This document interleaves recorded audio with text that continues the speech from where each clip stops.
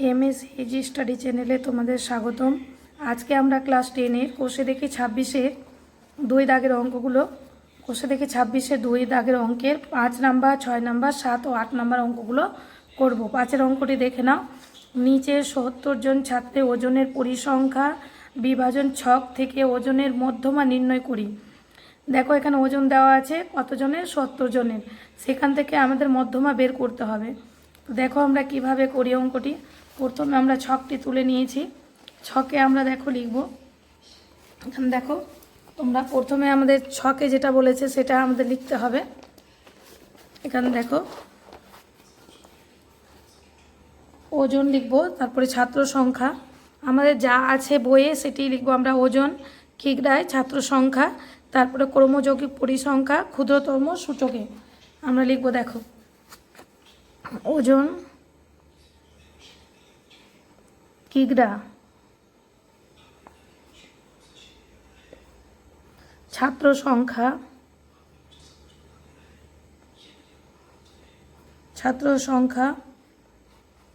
আর এখানে লিখব দেখো ক্রমযৌগিক পরিসংখ্যা।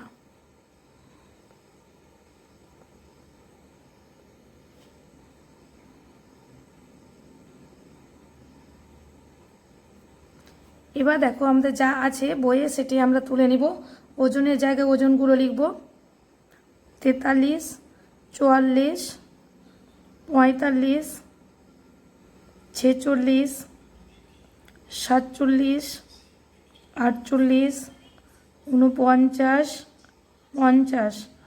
ছাত্র সংখ্যা দেখো 4, 6, 8, 14, 12, 10, 11, 5। এবার আমরা দেখো কর্মযোগী পরিসংখ্যা বের করব। তো আমরা কি করব, দেখো প্রথমে আমাদের এটি 4 আছে, আমরা 4 লিখে নিব। দেখো আমরা 4 লিখলাম। এবার দেখো এই 4টি তো লিখব, এবার দেখো এটিও করতে হবে। দেখো 4 + 6 সমান কত হচ্ছে আমাদের 10। তারপর দেখো 10 প্লাস এখানে কত আছে 8, সেই 8টি যোগ করে দেব আমরা 18। তারপর দেখো 18টা আগে লিখব। তারপর দেখো 14 আর 18 দেখো 8 আর 4 12, 2 হাতে 1 2 আর হাতের 1 নিয়ে 3।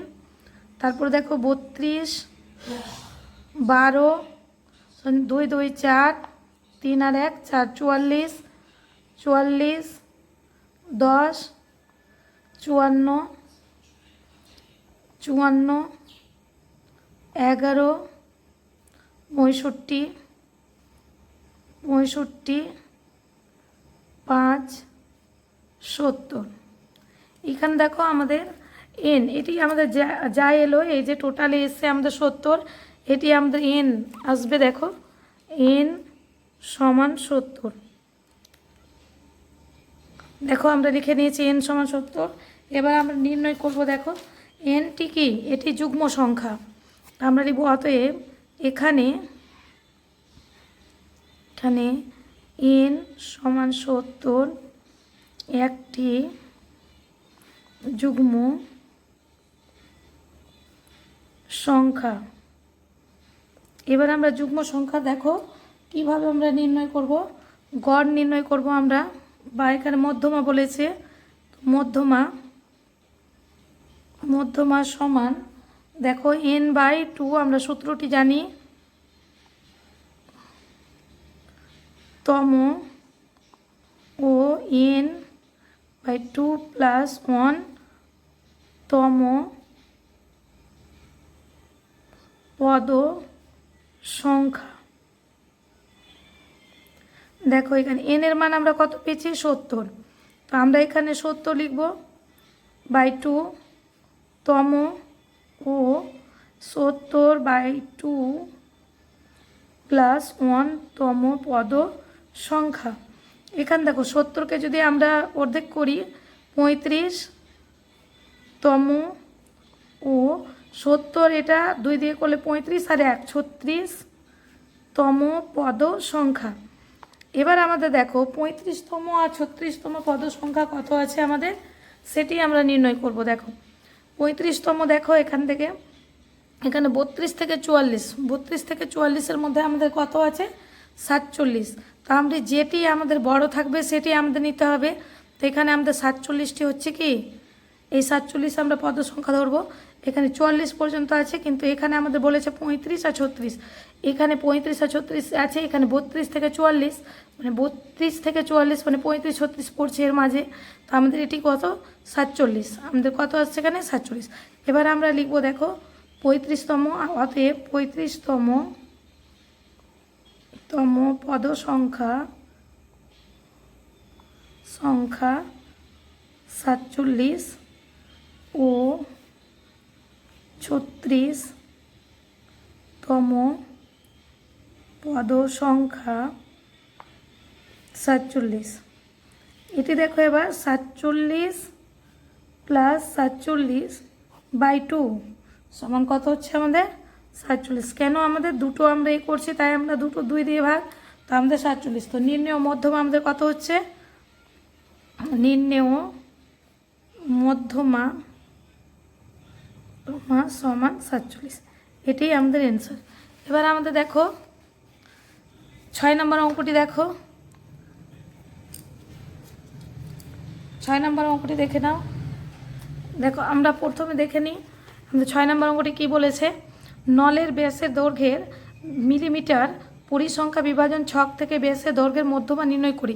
সেম 5-এর মতোই দেখো, ব্যাসের দৈর্ঘ্য মিলিমিটারে দেওয়া আছে আর পরিসংখ্যা দেওয়া আছে, আমাদের মধ্যমাটি বের করে নিতে হবে। প্রথমে আমরা দেখে নিই 1 2 3 4 5 6 7 8 9, 9টি ঘর করতে হবে। 9টি করে নিই। দেখো 1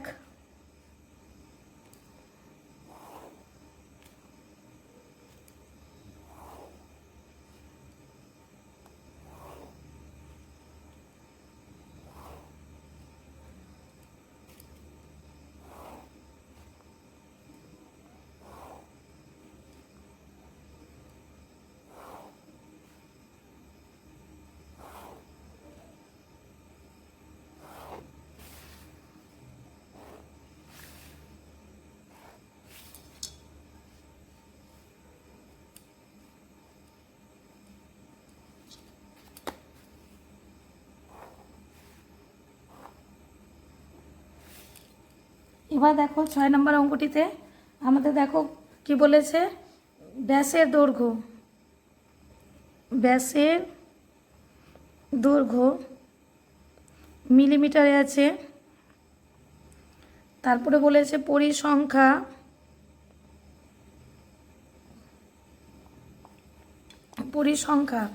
এখানে দেখো কর্মযৌগিক পরিসংখ্যা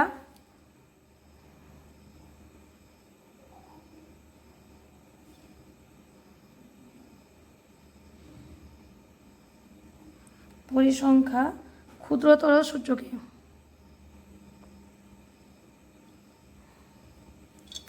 এখানে দেখো ব্যাসের দৈর্ঘ্য আমাদের বলা আছে 18, 19, 20, 21, 22, 23, 24, 25। এখানে পরিসংখ্যা দেখো 3, 4, 10, 15, 25, 13, 6, 4। এখানে দেখো কর্মযোগী পরিসংখ্যা আমরা বের করব। 3 + 4 = 7, 7 + 10 = 17, 17 + 15 = 32, 32 + 25, 32 আর 25 হচ্ছে 57, 57 + 13 = 70, 70 + 6 = 76, 76, 4 = 80। আমাদের n = 80। অতএব এখানে n = 80 একটি যুগ্ম সংখ্যা। দেখো 80টি একটি যুগ্ম সংখ্যা, তাই আমরা যুগ্ম সংখ্যা লিখলাম। এখানে আমরা মধ্যমা নির্ণয় করব সেম ওইভাবে। মধ্যমা সমান n/2 তম ও n/2 প্লাস 1 তম সমান দেখো 80 তম ও 80/2 প্লাস 1 তম সমান 40 ও 41 তম সংখ্যা।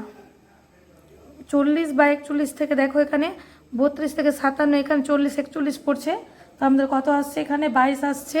তো আমাদের 22 প্লাস 22/2 সমান 22। তো আমাদের নির্ণেয়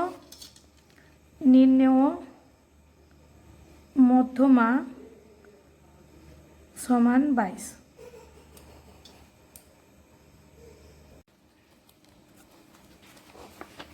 এবার 7 দাগের অঙ্কটি দেখো। মধ্যমা নির্ণয় করি। এখানে দেখো এক্স এর মানগুলো 0 1 2 3 4 5 6, এফ এর মান 7 44 35 16 9 4 1। এই কটি দেওয়া আছে দেখো, আমরা তুলে নিব কটি দেওয়া আছে ঘরটা দেখে নিই। 1 2 3 4 5 6 7 8, 8টি ঘর আমরা করে নিব।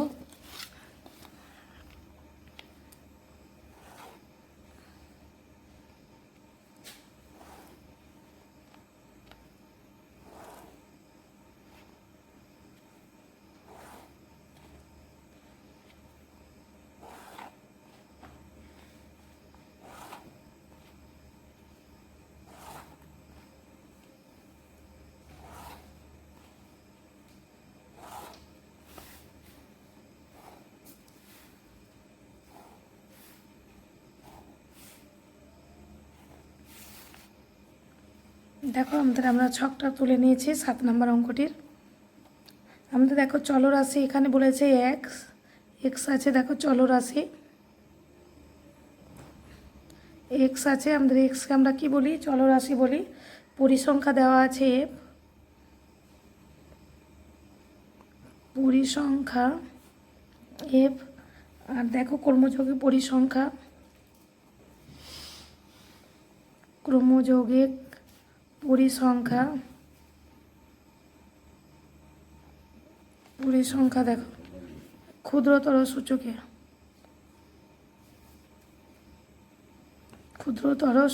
আছে। দেখো আমাদের চলরাশি কি বলেছে, 0 1 2 3 4 5 6। পরিসংখ্যা দেওয়া আছে দেখো 7 44 35 16 9 4 1। এবার দেখো কর্মযোগী পরিসংখ্যা আমরা কিভাবে বের করব। 7 যোগ 44, 7 আর 44 হচ্ছে দেখো 7 আর 4 11 1 আর 4 1 5, 51 প্লাস 35 সমান 6 আর 86 প্লাস 16, 6 6 12 2 হাতে 1 1 আর 8 9 9 10 102 প্লাস 9 111 প্লাস 4 115 প্লাস 1 সমান 116। এটি দেখো এন এর মান 116। অতএব এখানে এন সমান 116। দেখো এটি জোড় সংখ্যা, তাই এটি যুগ্ম সংখ্যা।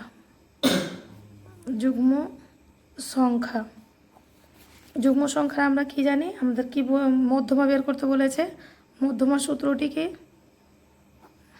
মধ্যমা সমান n/2 তম ও n/2 প্লাস 1 তম সংখ্যা। দেখো এখানে n এর মান আমাদের দেখো 116/2 তম ও 116/2 প্লাস 1 তম সংখ্যা।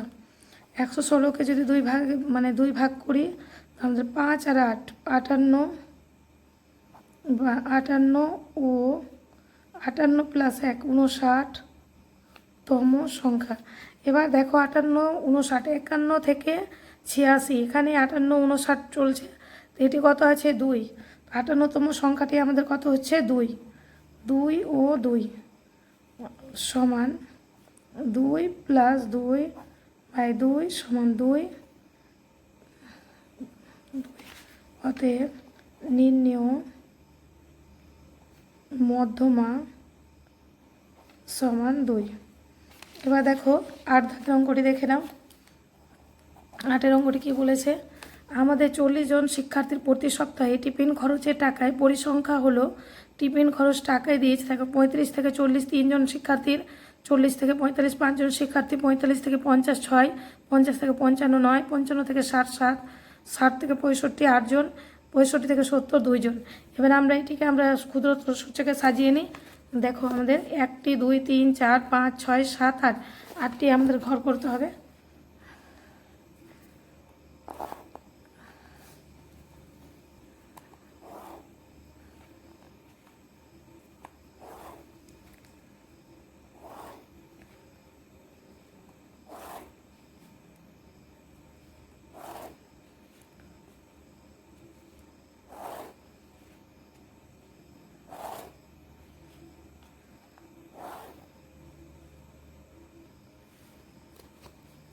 দেখো টিফিন খরচ এটা টাকায় আছে, টাকায় শিক্ষার্থীর সংখ্যা সমান F। তারপরে দেখো এটা কর্মযোগী পরিসংখ্যা,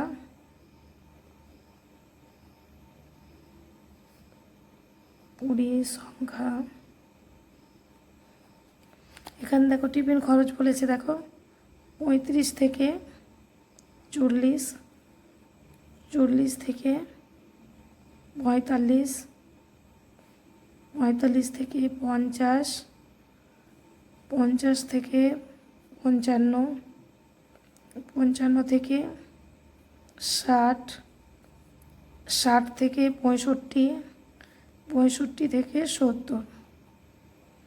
তারপরে দেখো শিক্ষার্থীর সংখ্যা দেখো 3 5 6 9 7 8 2। এবার দেখো কর্মযোগী পরিসংখ্যা আমরা বের করব। দেখো 3 3 প্লাস 5 সমান 8, 8 plus 6 14, 14 plus 9 23, 23 plus 7 30, 30 plus 8 38, 38 plus 2 সমান 40। এখানে দেখো এখানে আমাদের কিন্তু এন এর মান কত এসছে 40। 40টা কি 40টা জোড় সংখ্যা, তাই আমরা লিখব এখানে এন সমান 40 একটি যুগ্ম সংখ্যা। অতএব n বাই 2 সমান 40/2 সমান দেখো কাটাকাটি করলে কত হয় 20। আমরা n এর মান কত পেয়েছি 40, 40/2, 40/2 সমান কত হচ্ছে 20। এখানে দেখো 20 এর থেকে কর্মযোগী পরিসংখ্যা 20 এর থেকে 20 আমরা লিখলে তোমরা বুঝতে পারবে এর থেকে বেশি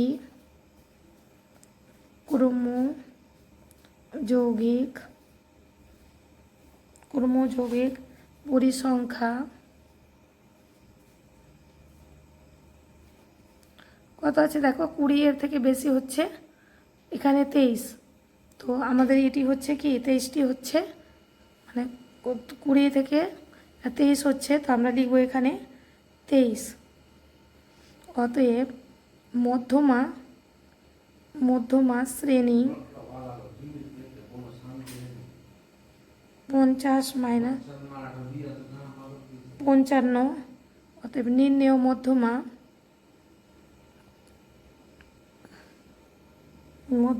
সমান দেখো আমাদের আগের যেটা সূত্র L plus n/2 minus CF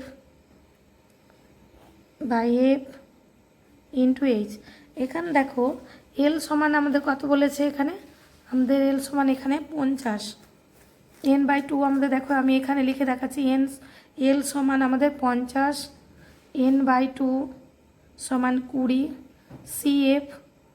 CF সমান দেখো আগের পরিসংখ্যাটি এটি আমাদের CF এটি হচ্ছে 14। তারপরে দেখো f সমান কত হচ্ছে 9, f সমান কত আমাদের এখানে 9, এটি আমাদের শ্রেণী আসছে বলে এখানে 9। দেখো h সমান আমাদের শ্রেণী দৈর্ঘ্য হচ্ছে 5, এখানে 5 5 করে বেড়েছে, তাই আমাদের শ্রেণী দৈর্ঘ্য 5। তো এখানে দেখে নাও, এটুকু আমাদের এটা বুঝতে পারবে তোমরা কিভাবে আমরা করলাম। দেখো এল এর মান কত বলেছে এখানে 50 প্লাস n/2, এখানে বলেছে দেখো 20 মাইনাস 14